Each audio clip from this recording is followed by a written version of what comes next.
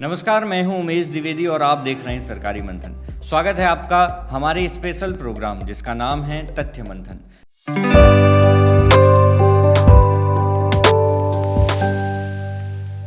दोस्तों, यहाँ पर हम देश में चल रहे किसी भी मुद्दे की जड़ तक जाने की कोशिश करते हैं और उस मुद्दे की असल सच्चाई को आपके सामने लाते हैं। आज के तथ्य मंथन का मुद्दा है बिहार में विधानसभा चुनाव से पहले विपक्ष ने जो हंगामा किया है, जो बिहार बंद किया था, तो उसका आज हम जो है तथ्य मंथन करेंगे। तो चलिए वीडियो को शुरू करते हैं। दोस्तों, बिहार में बुधवार को महागठबंधन यानी विपक्षी दलों के गठबंधन ने बिहार बंद का ऐलान किया। यह बंद चुनाव आयोग की ओर से चलाए जा रहे मतदाता सूची के विशेष गहन संशोधन यानी SIR के खिलाफ था। लेकिन आखिर ये SIR है क्या और विपक्ष इसका इतना विरोध क्यों कर रहा है? आइए इस पूरे मामले को आसान भाषा में समझते हैं ताकि हर आम आदमी को ये बात साफ हो जाए। सबसे पहले ये जान लें कि SIR यानी विशेष गहन संशोधन मतदाता सूची को अपडेट करने की एक प्रक्रिया है। चुनाव आयोग का कहना है कि यह हर चुनाव से पहले की एक सामान्य प्रक्रिया है जो कानून के तहत होती है। इसका मकसद है मतदाता सूची से गलत नाम हटाना और नए वोटरों को जोड़ना। लेकिन विपक्ष का आरोप है कि इस प्रक्रिया के जरिए गरीब, दलित, महादलित और प्रवासी मजदूरों के वोटिंग अधिकार को छीना जा रहा है। उनका यह कहना है कि ये बिहार विधानसभा चुनाव जो 3 महीने बाद होने वाले हैं से पहले वोटरों को रोकने की एक साजिश है।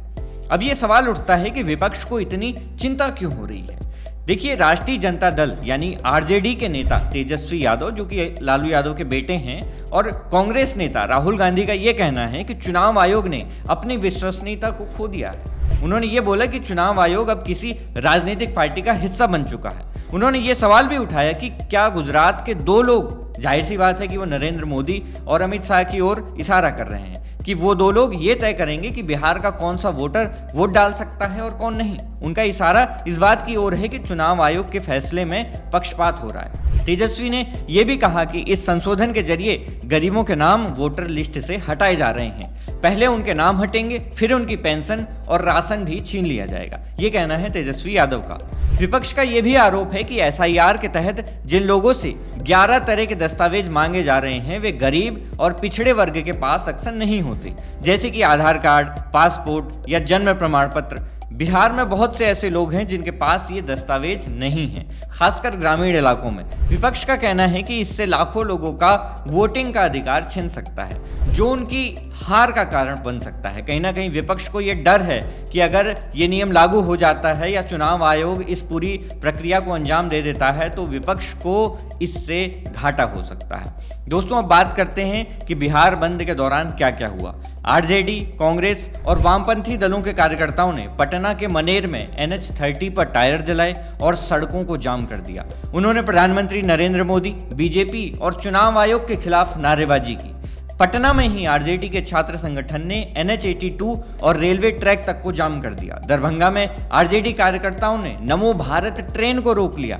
इसके अलावा निर्दलीय सांसद पप्पू यादव के समर्थकों ने अररिया के नरपतगंज में एक एक्सप्रेस ट्रेन को रोकने की कोशिश की। यानी पूरे बिहार में सड़कों और रेलवे ट्रैकों पर हंगामा हुआ। विपक्षी नेताओं ने पटना में एक बड़ा विरोध मार्च निकाला।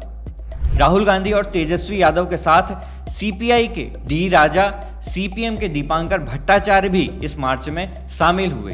पप्पू यादव और कन्हैया कुमार भी इस मार्च में शामिल होने गए तो जरूर थे, लेकिन उनको मंच पर राहुल गांधी के जो गार्ड्स हैं उन्होंने चढ़ने तक नहीं दिया। सोशल मीडिया पर ऐसी तमाम वीडियोस वायरल हो रही हैं जहां पर देखा जा सकता है कि पप्पू यादव और कन्हैया कुमार को राहुल गांधी के गार्ड्स ने धक्का देकर बाहर कर दिया और ऊपर नहीं चढ़ने दिया। खैर, वो अलग बात है। तेजस्वी ने इसे क्रांति का आह्वान बताया और कहा कि BJP और नीतीश कुमार की गोदी आयोग की दादागिरी अब नहीं चलेगी। उन्होंने कहा कि बिहार लोकतंत्र की मां है और यहां लोकतंत्र को खत्म नहीं होने देंगे। राहुल गांधी ने इस मौके पर एक और बड़ा आरोप लगाया। उन्होंने कहा कि 2024 के महाराष्ट्र विधानसभा चुनाव में धांधली हुई थी। उनके मुताबिक लोकसभा चुनाव में इंडिया गठबंधन को महाराष्ट्र में बहुमत मिला था, लेकिन कुछ महीनों बाद विधानसभा चुनाव में वे बुरी तरह हार गए। राहुल गांधी का दावा है कि उस दौरान 1 करोड़ नए वोटर जोड़े गए थे। जिन क्षेत्रों में वोटरों को जोड़ा गया वहां BJP जीत गई। जब उन्होंने चुनाव आयोग से वोटर लिस्ट मांगी तो उन्हें कोई जवाब नहीं मिला।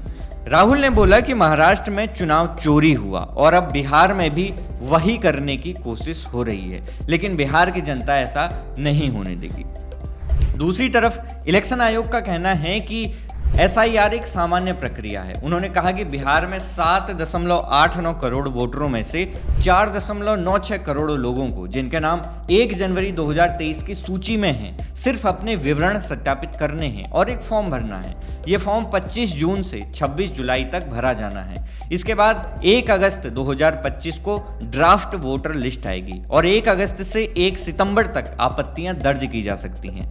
अंतिम सूची 30 सितंबर को प्रकाशित होगी। चुनाव आयोग ने यह भी कहा कि वे बिहार सहित 6 राज्यों में अवैध विदेशी प्रवासियों के नाम वोटर लिस्ट से हटाने की मुहिम चला रहे हैं। उनका कहना है कि भारत के संविधान के आर्टिकल 326 के अनुसार सिर्फ भारतीय नागरिक ही वोट डाल सकते हैं। आयोग ने कहा कि संभारत का संविधान सर्वोच्च है और सभी नागरिक, राजनीतिक दल और चुनाव आयोग इसे मानते हैं। लेकिन विपक्ष का कहना है कि यह प्रक्रिया पारदर्शी नहीं है। उनका आरोप है कि स्थानीय स्तर पर वेरिफिकेशन में पक्षपात हो सकता है, जिससे सही वोटरों के नाम भी हट सकते हैं। उन्होंने सुझाव दिया है कि चुनाव आयोग को आधार कार्ड, राशन कार्ड या मनरेगा जॉब कार्ड जैसे आम दस्तावेज स्वीकार करने चाहिए, जो गरीब लोगों के पास आसानी से उपलब्ध होते हैं। बिहार में जन्म पंजीकरण और स्कूल नामांकन की समस्याओं के कारण बहुत से लोगों के पास जरूरी दस्तावेज नहीं है।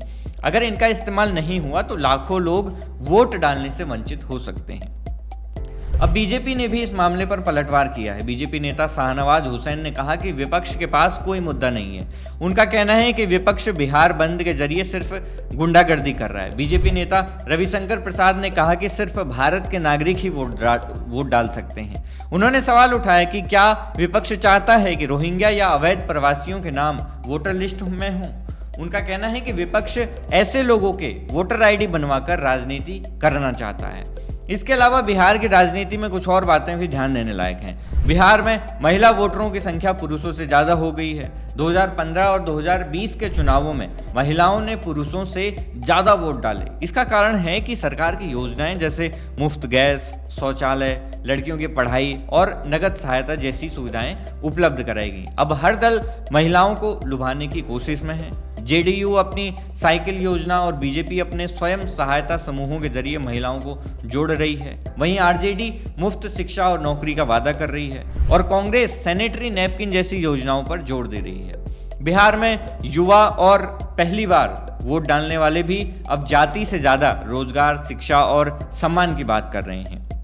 इस बीच जन सुराज जैसे नए संगठन भी अपनी जगह बना रहे हैं। जन सुराज, जो कि प्रशांत किशोर के द्वारा उसकी स्थापना की गई है। यानी बिहार का चुनाव 2025 का चुनाव सिर्फ एक चुनाव नहीं बल्कि 2 अलग अलग विचारधाराओं की लड़ाई है। एक तरफ विपक्ष की मांग है कि हर नागरिक का हक बरकरार रहे और दूसरी तरफ सत्ताधारी दल का दावा है कि वे देश की सुरक्षा और विकास के लिए काम कर रहे हैं। अब सवाल यह है कि क्या विपक्ष का यह बिहार बंद उनकी आवाज को और मजबूत करेगा या फिर चुनाव आयोग अपनी प्रक्रिया को और पारदर्शी बनाएगा। कुछ लोग ये भी कह रहे हैं कि विपक्ष इसलिए विरोध कर रहा है क्योंकि उन्होंने अवैध रूप से आए लोगों जैसे रोहिंग्या या बांग्लादेशियों के वोटर कार्ड बनवाए हैं और वो चुनाव में उनका फायदा उठाना चाहते हैं। ये एक ऐसा सवाल है जिस पर बिहार की जनता को भी सोचना होगा।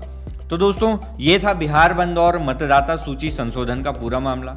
आपको क्या लगता है? अपनी राय हमें नीचे कमेंट में ज़रूर करें। दोस्तों, हमारे इस स्पेशल प्रोग्राम तथ्य मंथन में अगर आप किसी और मुद्दे पर डिस्कशन चाहते हैं तो हमें कमेंट में ज़रूर बताएं। देश और दुनिया की तमाम खबरों से जुड़े रहने के लिए देखते रहिए सरकारी मंथन। नमस्कार।